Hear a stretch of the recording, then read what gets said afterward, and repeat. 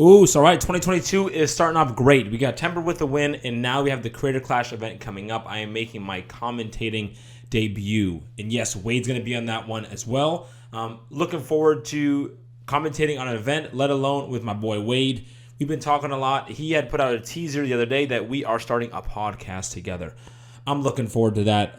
We are so like-minded in a lot of ways, so the topics are going to be easy to talk about. A lot of our content is similar. Anything that's related to things that we enjoy, YouTube boxing, number one, obviously, and then combat sports, regular sports, just anything. But since I'm making my debut for commentating on this Creator Clash event, let's talk about Dr. Mike versus iDubbbz.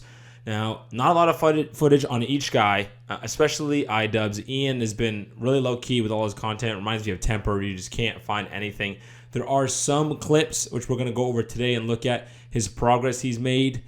And then Dr. Mike as well. He's got a little bit more content.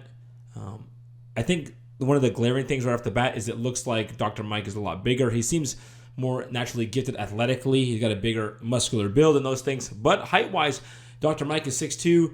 Dr. Mike is 6'3", and Ian is 6'2". So they're pretty close in height. I don't know the reach difference, but I expect Dr. Mike to have the power advantage. So today we're going to be focusing on footwork, just overall skill, how comfortable they look hitting the mitts, and just trying to take anything we can from the content we have to make a somewhat prediction based on this. Today's sponsor is Ritual. Ritual sent me some protein powder. They got vegan protein, so this is completely plant-based. Got the full amino acid profile, so it's got 9 amino acids in it. It's sugar-free, free of soy and gluten, no artificial flavors, and non-GMO. Now, what's cool about this is that it's made traceable, so you can go to ritual.com/traceability and see where all the ingredients come from. But yeah, this is a vanilla flavor. They sent me some multivitamins too, but it's a shake, so we want to test it. They sent me this shaker right here. We're going to make a nice shake. The flavor is vanilla, so let's do a taste test. No fruit, no banana, nothing. No oats, nothing. Just straight water.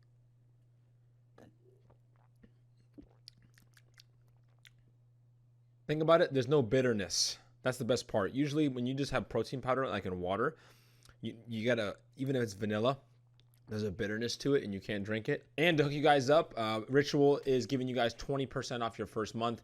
All you gotta do is click the link and use code Sensei. Again, 20% off your first month. And again, thank you to Ritual. All right, so this is the video where Ian announces that he's fighting Dr. Mike. He says something interesting here that it's reignited his love for boxing, so that he's boxed before. What I think he means is that he's done some training before, like hit mitts or something like that. I'm not sure if he's actually boxed. There's a difference between, boxing, when you say love for the sport, or you've gone to like a title boxing, or you've hit mitts before to use it as like exercise training and as cross training. It's a lot different than learning how to fight and box. So let's see. Right off the bat, what do we notice here? I'll tell you. Boom. So super common for beginners, no hip rotation. It's all arm punching. His hand's super low in the back there. Boom, right? So just swinging his arm through. But again, old footage, you can make a lot of progress in a very short period of time.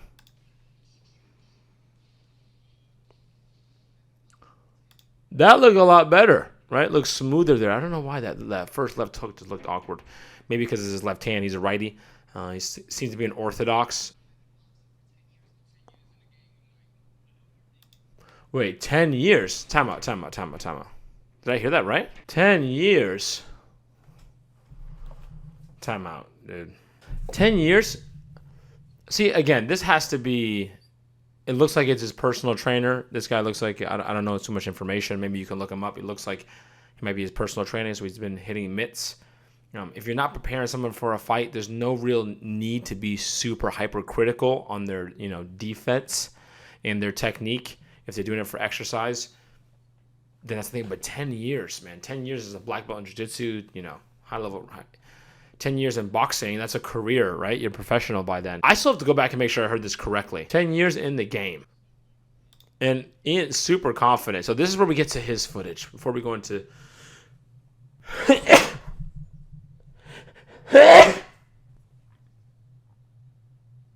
So this is day one training with iDubbbz now.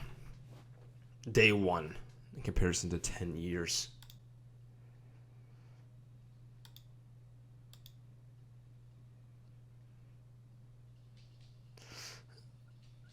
Look at him.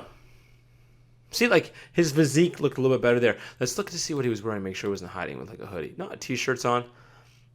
I can't help but think this is a little played up, though, right here. This day one, the music. I'm looking at the mannerisms of the trainer.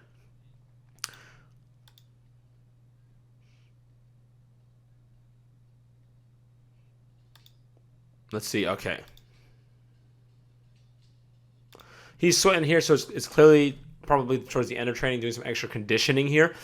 But he looks comfortable. Shoulders relaxed, elbows by his body. He doesn't look like he's stiff or pushing the punches. I like the fact that he looks relaxed. He looks like he's slipping and weaving smoothly. I like the bend in the knees. That's one of the things that you can tell, like rotation of the hips and too much bend in the torso, or like leaning the head side to side. You start swimming and ducking with your head. It just looks more awkward. So he looks pretty comfortable doing this. And you look here, good rotation of the hips. Nice little natural, smooth slip, boom. The bend in the knees, right? Lowering his hip level. I'm not trying to be too crazy about it, but it just looks more natural. Looks more natural. The one thing that we didn't get to see is footwork. This is like all the footage I have of iDubbbz, and we don't get to see footwork, and that's usually such a big tell, because if you got good footwork, that means you're going to be able to punch and move at the same time and not cross your feet and fumble over yourself. And that's such a big part of amateur boxing and beginner level boxing. Excuse me. Oh, jeez. What's going on here? Still staying on the 10-year thing, because I remember seeing some clips in this, and he's saying that Dr. Mike was hitting the Cobra bag for the first time and, a few things like that. But if you've been doing it for 10 years, okay.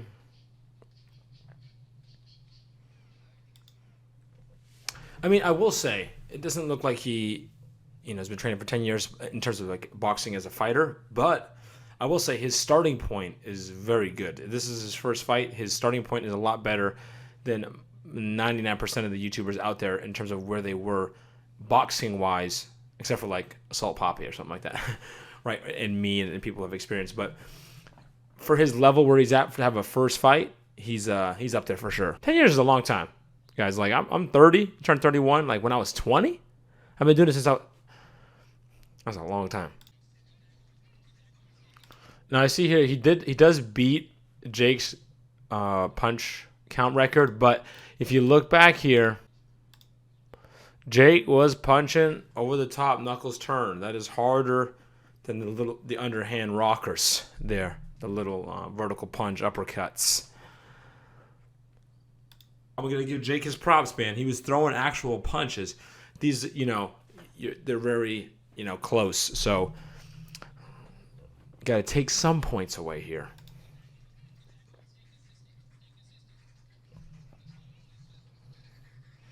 Does look pretty quick, though.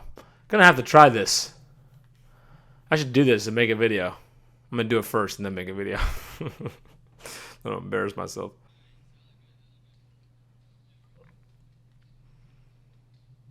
I like the footwork, the base. His balance looks good. He's got a good stance. Great base. He maintains his base. So he's maintaining his base. You're not seeing a lot of wasted movement here. Looking dangerous. What I do not like is that hook, the left hook. That, we see the couple left. That's probably the only thing that I've noticed that looks a little bit off is just his left hook. He rotates, but that his right hand just falls asleep. It just completely shuts off when he throws the left hook. So you see that you got some more rotation there, a little bit more, but that right hand. Again, these are some things that are going to be easy for him to fix in camp. Easy to fix in camp. He's been training for so long. So he's going to be ahead of the game. So this should be a simple fix. Recap assessment. Dr. Mike looks pretty sharp here. I know the 10-year thing. I know I keep harping on it, but it just seems a bit extreme. Again, it seemed like he was just doing it as cross-training, just learning boxing. But this is an advantage for him because when you have a camp and it's going to be a fight camp, everything's going to be intensified, but then you have to learn how to fight. There's a sparring aspect. then they're going to be super hypercritical on the mistakes you're making because you're preparing for a fight. We're not just trying to get a workout here. So the thing is, that's going to give him an edge because he's going to have a good base and got less thing to fix, so to speak, for a first-time fight. But the fact that he's been training for 10 years, again, I don't know too much detail, but you would think that he'd have a better ceiling or a better skill at this point. But again, it's hard to tell with the type of training he's doing because it really depends on your growth is depending on the type of training that you're doing and what your trainer is focused on with you and what the goal is of the training. So that's tough to say. But he is similar to the size of Logan Paul, and he is athletically gifted, and that does play a part in power and speed and things like that. Now with Ian, we haven't seen a lot, and we saw some old footage of him like 6 years ago having fun, and he wasn't a big athlete, not a lot of muscle mass. I mean, that doesn't always matter in fights, but it does help. You have to make up for it in the skill gap. A lot of times people say that height and reach don't matter as much as how good you are, or the weight and your muscles don't matter as much, and how strong you are. It does matter. It does play a role, and you have to make up for it with your skill and your ability to box, right? If you don't make up for it in skill, then the disadvantage will affect you. But if you can make up for it with your skill set and with your technique, then it becomes not as effective as it would be for somebody else, right? When it seems as though Dr. Mike has been training longer and has more experience and is a better athlete, and we haven't seen a lot from Ian from iDubbbz. It seems like it's a giant uphill climb. I hope Ian's not just relying on just pure will and just pure confidence. I hope he has something up his sleeve because he's going to have a tough challenge on that night. But I'm looking forward to it. I like the mystery behind iDubbbz because it just leaves this to interpretation. You don't know what's going to happen on the night. But you'll hear it from me first because I will be there on screen. But let me know what you think. Who do you got in this one? Do you guys have any other secret information that you've been able to find that I haven't been able to locate yet? But yeah, until next time, leave a like and subscribe. Oos.